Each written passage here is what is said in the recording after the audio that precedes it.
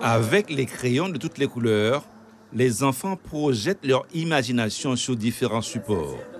Le concours « Écris-moi et dessine-moi ton territoire » s'est déroulé dans une vingtaine de classes. 4 prix ont été décernés aux plus méritants des 500 participants. Le premier a été remporté par les élèves de l'école Maximilien Sabas de Cayenne. Ils dénoncent l'incivilité et les problèmes de décharge sauvage rencontrés sur le territoire de la communauté d'agglomération du centre littoral. Max, tous les mercredis et jeudis, va jeter les poubelles. Il voit trop de déchets par terre.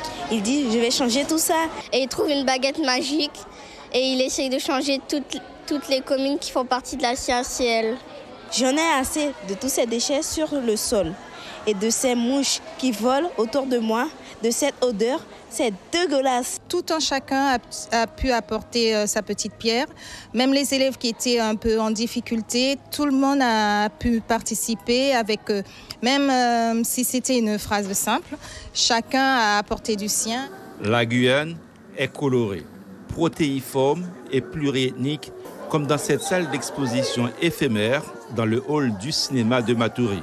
Les maisons créoles, les danses traditionnelles, les sites touristiques sont mis en valeur.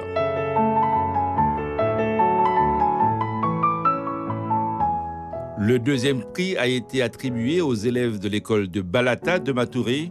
Ils ont travaillé sur l'histoire du bagne des Anamites à Montigny-Tonnegrande, un lieu rempli d'émotions pour des enfants en pleine découverte.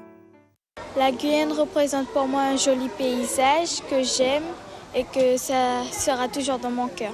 On a découvert. Personne ne connaissait le bagne des Anamites encore.